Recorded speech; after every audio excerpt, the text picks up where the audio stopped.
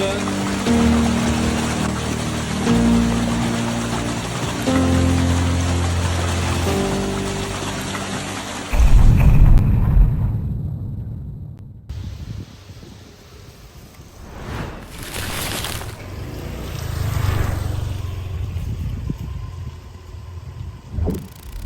Chers amis de la nature et de la photo, j'espère avoir quelques images à vous raconter aujourd'hui. Matt et moi, Matt, Hi. allons monter le ruisseau qui est derrière moi. Nous l'avons nettoyé de ses poubelles hier.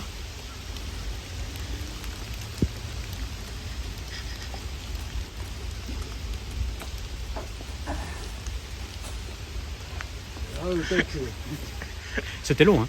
Et nous y avons trouvé des Weigela, Weigelia, ou Weigela, ou Weigelia.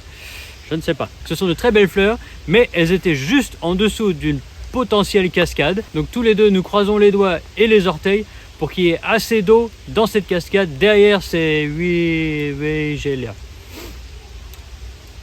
Bon, il n'y a pas de Weigela, Weigelia ici, mais je reviendrai sur ce petit spot. Regardez-moi cette petite beauté de la nature.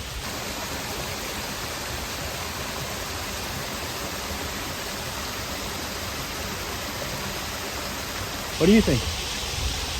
C'est bon. Bon, j'envoie Matt pour voir si la paroi est praticable. Jusque là, ça a l'air d'aller. Ah oui, ça va, ça va.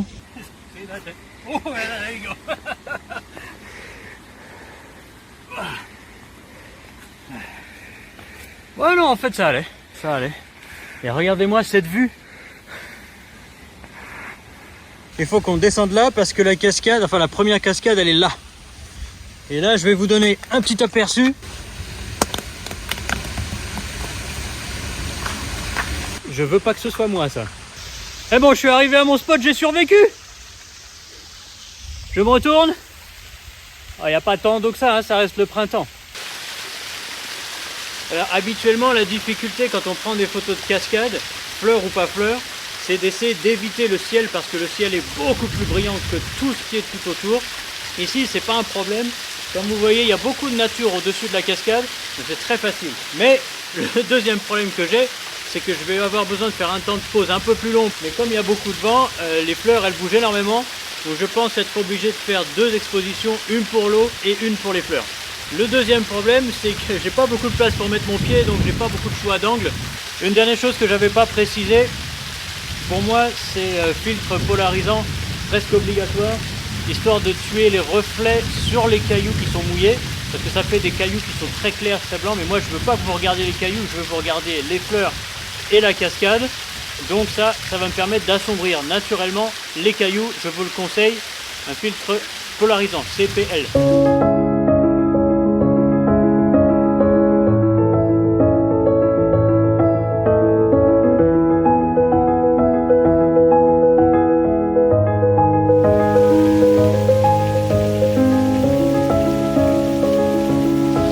Celle-ci n'est pas la dernière cascade qu'on avait en tête, c'était juste une pour l'échauffement, sur le chemin. Maintenant, on va bouger et aller celle avec vraiment beaucoup plus de Weigela. Weigela, vous êtes là. Génial. J'installe mon appareil, je cherche mon cadre, je le trouve et le soleil sort des nuages. Il y a même un peu de ciel bleu. Ah, bon, on va attendre, hein.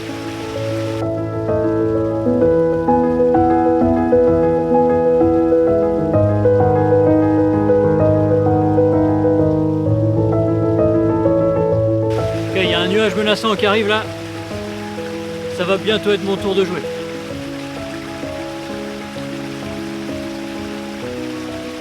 Ah, ça s'assombrit encore plus.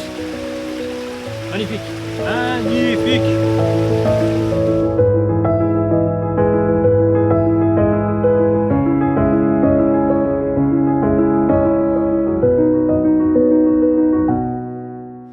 Voilà, ça y est, c'est dans la poche. Je vais avancer dans le petit canyon pour me rapprocher de ces grosses vuvuzelas.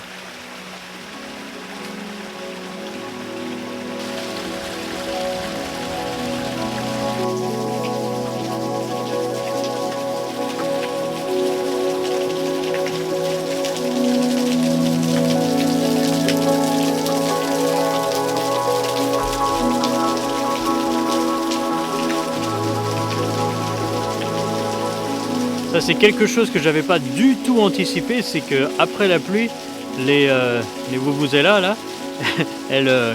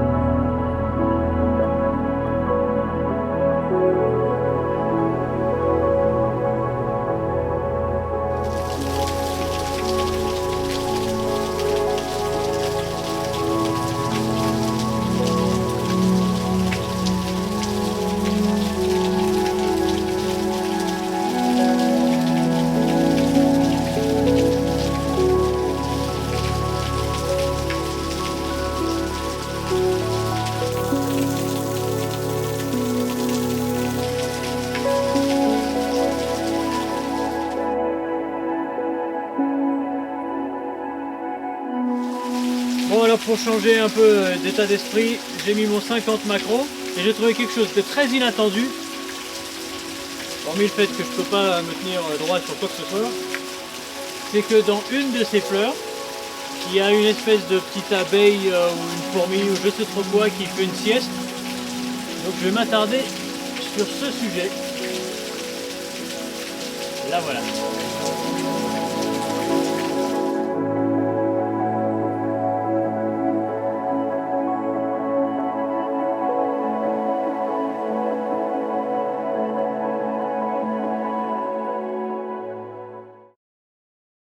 So Homong has just dropped his camera down a cliff and he's picking up the battery. Yeah, I found the battery. Okay, the battery came out down there.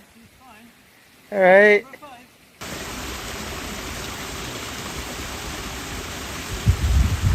Wow.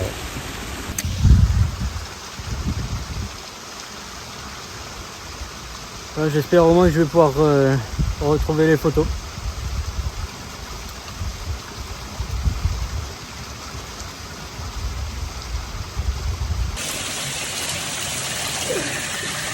Oh, c'est le devant de l'objectif.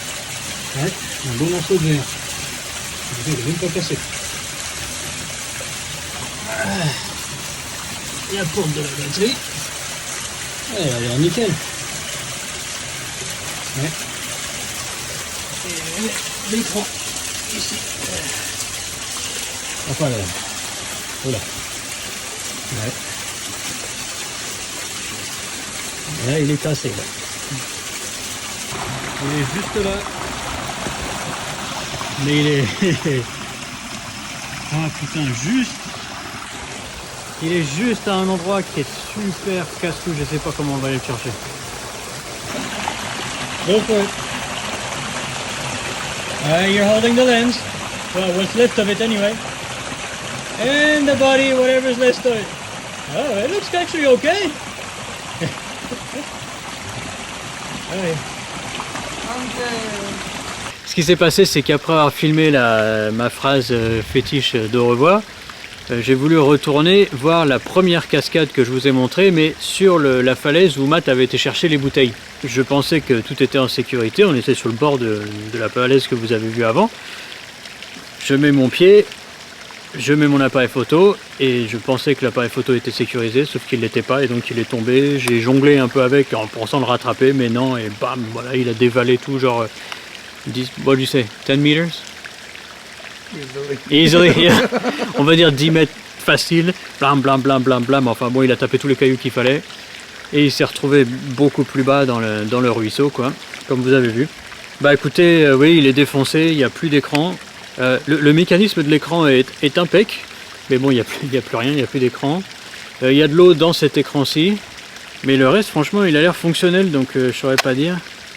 Là, je peux pas l'allumer, de toute façon, c'est complètement con de regarder à l'intérieur. Il y a de l'eau dedans, donc je vais pas l'allumer maintenant, je vais le laisser 2-3 jours dans un sac de riz ou un truc comme ça. Donc les enfants, pour l'instant, ça m'a coûté 1,5 million Ça fait 1200 € à peu près pour le boîtier. Cet objectif-là est pas très cher, on va dire allez 300 à 400 €. Bon, je l'ai un peu mauvaise, hein. Et le problème, c'est que je pars dans 2 semaines en France, et si lui, il n'est pas réparé, pas fonctionnel, je n'ai que cet appareil photo pour prendre des photos et prendre des vidéos, donc ça va plus le faire. Il est réparé. J'ai un tout nouvel écran. Bon, il m'a laissé les trous, les griffures, tout ça, bon, ça fera partie des prises de guerre. Mais je suis très heureux parce que j'ai pu partir en France avec.